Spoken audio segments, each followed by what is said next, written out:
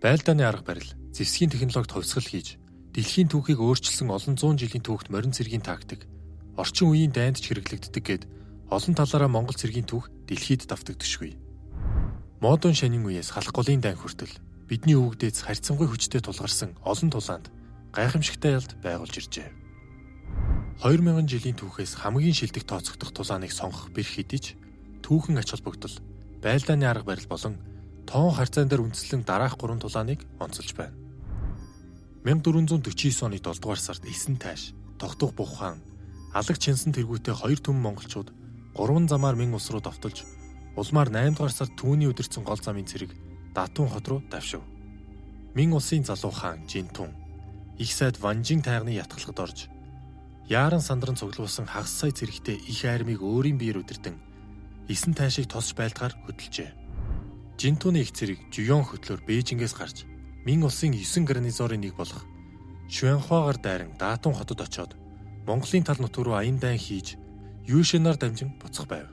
Гэвч олон хоног үргэлжилсэн ширүүн бороо явган цэргийн хурдыг сааруулж 8 дугаар сарын 18-нд Датун хотод хүрэв. Хотын хамгаалагчид Монголын тал нутг руу орох нь эзэн хааны амь насанд аюултай байж болох тухай ятхан Бээжин рүү буцахыг санал болгожээ. Ингээд монголчуудад илт зөрүүлэлгүй буцаж явах замдаа ялсан мэтээр зарласаар явж 8 дугаар сарын 30-нд монголчууд Шүанхуагийн хамгаалалт руу довтлон устгаж улмаар Жионы морин цэргийн их айрамтай таарсан ч мөн адил буц зогчээ. 8 дугаар сарын 31-нд Жинтун хаан цэргийн хамт Томон өртөөнд хүрэв. Эсэн тааш хэсэг цэргийг хошууч болгон илгээж хятад цэргийн өмнө зүгт байрлах гол руу хүрэх замыг хаалгажээ. 9 сарын 1-нд хятад цэргийн хүрээг бүслэн хилцээхийг санал тавьсан ч Ванжин саналыг хүлээж авсангүй. Харин ядарч туйлдсан цэргүүдээ голын зүг дайран бүслэлтийг сэтлэн гарахыг тушааснаар ширүүн тулаан өрнөж дэг журмаа алдан хяналтгүй болсон хятад цэргийн олонх нь алгажээ. Монголчууд Мэн улсын цэргийн бүх тушаалтнууд ордны бараа бологсдыг устгаж асар их цэр зэвсэг эд тогшлыг олслон ав. Ванжин зутаж байгаад өөрийн цэргүүдэд алагдсан бол Жинтун хаан Монгол цэрэгт баригджээ. Зарим судлаачид 4000-аас хагас сая орчим цэрэгтэй Мэн улсын армийг Эсэн тайш ойролцоогоор 100 дахин бага буюу ердөө 50000 морин цэргээр буц зогсон гэж үздэг. Томуугийн тулалдаан Мэн улсын түүхэнд хамгийн том ялагдал байв. Мохигийн тулаан нь Бат хааны баруун зүгт хийсэн аян дайны хамгийн чухал тулаан юм. Бат хаан Оросын олон ванилэг болон Киев хотыг эзлэн авсны дараа Цүбэдэ жанжны хамт их цэргийг удирдсан нь Европ твийн зүрхэнд нэвтрэх зорилготой байв. Зогсолтгүй түрэн ирж буй Монгол цэргийн эсрэг Унгарын 4-р Бэла хаан Унгар Хорватын нэгдсэн 65 гаруй мянган цэрэгтэй армийг бүрдүүлжээ.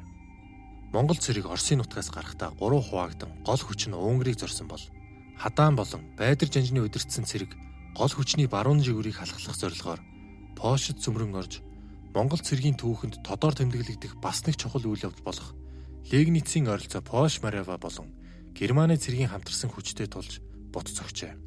3 дахь хэсэг зүүн жигүүрийг халахалж Трансилвани руу довтлон өмнөд зүгээс ирэх нэмэлт хүчийг дарж авав. Бат хаан Сүбэдэ нарын удирдсан их цэрэг замд тулгарсан эсэргүүцлийг даран Сая голын зүүн эрэгт бусад цэрэгтэйгээ нийлв. Бэла хаан Сая голын баруун эрэгт өндөрлөг газар ашигтай байрлал эзлэн эргэн тойрондоо бэхлэлт бариулж эхэлжээ. Тулааны өмнөх өдөр голыг гатлах ганцхан гүрийг Унгарын харваачид мөн Темплерийн Риц руу дамжуулалттай хамгаалж Монголын толгой ангийг буцахад хүргэв. Сүбэдэ жанжин хэсэг цэргийг голын гүйхэн хэсгээр гатлуулж өөрөө өмнө зүгт тавьсан нөөц гүүрээр Сая голыг гатласнаар 1241 оны 4-р сарын 11-нд Монгол цэргүүд голын баруун талд гарав. Энэ үед Бат хааны цэрэг гүүрийг хамгаалж байсан Унгар цэргийн эсрэг оньсон зэвсгээр чулуу харуулж эхлэв. Урд талаасаа сум, чулуун бороонд өртөж, хойд талаасаа толгой ангитай тулдаж эхэлсэн Унгарын цэргүүд ухарч гол хүчнтэйгээ нийлв. Ингээд Бат хааны их цэрэг Сая голын баруун талд гарсан ч тооны хувьд давуу талтай Бэла хааны цэрэгт гол руу шахагдан олон цаг үргэлжилсэн ширүүн тулдаан эхлэв. Гэвч бүслэлтийг хааж амжихаас өмнө Бэла хааны арим ухарч бэхлэлт рүүгээ буцав. Хэдийгээр Бат хаан маш олон цэрэгээ алдан дайралтаа зогсоохыг хүссэн ч Сүбэдэ жанжны зөвлснөөр довтлогооныг үргэлжлүүлэн бэхлэлтэнд орсон Унгар Хорватын нэгдсэн армийг бүслэж оньсон техник галт сумаар зогсолтгүй харуулж байв. Зарим түүхчдийн үзснээр Бэла хаанд бэхлэлтэд хамгаалах хангалттай цэрэг байсан ч галт сумнаас айсан цэргүүд ялагдлаа нэгэнд хүлээн зөвшөөрсөн ноёдынхон уршгаар үлэмж хохирол амсав.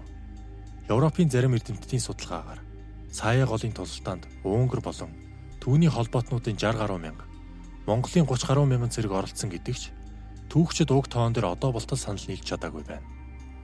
Жүвэний түүхэнд бичигдснээр Монгол цэргийн хүч дайснаасаа 2 дахин бага байсан бөгөөд унгарчууд нийт цэргийнхээ 80%-ийг алдсан бол Монголын тал мөн адил баггүй хохирол амссан гэжээ.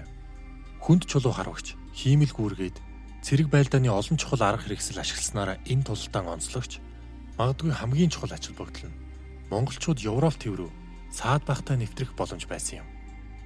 Бэла хааны удирдсан армийг эртний Ромын эзэнт гүрнээс хойш баруун Европ дахь хамгийн том арми гэж зарим төгчид үздэг. 1223 оны 5 дугаар сарын 31-нд Зэв Жанжин Цүбэдэ Батраар удирдуулсан Монголын 2 түмэн цэрэг зоригт Мстислав тэргүүтээ Киевийн Орс хийгээд Кипчакуудын хамтарсан 80 гаруй мянган цэргийн аримтай тулгарчээ. Түүхэнд Калка голын тулаан гэж алдаршсан энэхүү тулалдаанд монголчууд Илт давуу ялд байгуулсан байдаг. Хорезмийн Мухаммед султааны хөөж устгах зорилготой хөдөлсөн Зэв Цүбэдэ нар 20 мянган цэрэгтэйгээ Кавказын нурууг даван зүүн Европ руу аяндаа хийжээ. Монголчуудаас зугтаж явсан Кипчакууд Оросын вангуудаас тусламж хүсэн цэргээ нэгтгэж Зэв Цүбэдийн цэрэгтэй байлдахаар болов. Оросын нэгдсэн арим Монголын туршуулын толгой хэсэгтээ тулгаран тэдгээрийг хялбархан ялаад толгойлж явсан хүнийг нь цаазаар авчээ. Зэв Жанжин Монголын 10 элчийг Киевийн ван руу илгээж тэдэнтэй байлдах бус зөвхөн Кипчакуудыг мөшгөж буйгаа илэрхийлсэн боловч элчийг мөн адил цаазаар ав. Ийхүү монголчууд дайтгаар болж Оросуудтай туршуулын хөнгөн аймаар тулалдан ялагдсан дүр үзүүлэн ухарч 9 хоног зугтсан юм. Монголчууд Калка гол хүртэл зугтаад тэнд Оросуудтай жинхэнэ тулаан хийхээр бэлдэж байв. Ийхүү монголчууд 9 өдрийн турш зугтахдаа эд зүйл өхөр малаа сандран гээгдүүлсэн дүр үзүүлэхэд холбоотны цэргүүд ялдандаа ирдэн гээгцэн эдэд шунан байлдааны журмаа алдаж эхлэв. Ингэж явсаар 1223 оны 5 дугаар сарын 31-нд Зэв Цүбэдэ нар Калка голын цаад буюу зүүн талд гарч байлдааны байрлалд шилжин дайсныг тосов. Дайсны цэргийн байрлалыг зориуд сунгаж сольдуулсны эцэст гол гаталмагц шийдвэрлэх цохилтыг хийжээ. Өрхөнд орсноо мэдсэн Кипчакууд зохион байгуулалтгүй ухарч холбоотны игнэнд эмх замраагүй байдал үүссэнийг ашиглан Монгол цэргийн 2 жигүүр бүрэн бүслэж дайсныг бут цохив. Хэдийгээр хойно хоцорсон Оросын цэргүүд ирсэн боловч нэгэнт оройтсон байв. Энэхүү тулаанд монголчууд маш бага хохирол амсч дайсны цэргийг хүйс тэмтэрсэн буюу холбоотны цэргийн 10 хүнээс 9-8 алдсан гэж түүхчид үздэг. Энэхүү тулааны гол ач холбогдол нь Батхааны баруун зүгт хийх аян дайны эхлэлийг тавьсанд оршиж байгаа юм. Калка гэдэг гол өнөөдөр байдаггүй учир нь тулааны дараа Оросууд энэ гутамшигт ялагдлаа нуухын тулд голын нэрийг сольсон гэдэг. Одоо ямар нэртэй болсон нь баттай биш хэдий ч ихэнх эрдэмтэд Азовын тэнгис цутгадаг Кальчик гол гэж үздэг юм. Зэв Цүбэдэ нарын 3 жилд 8900 км зам туулсан энэ экспедицийг дэлхийн түүхэн дэх хамгийн амжилттай аян дайнд тооцдог байна.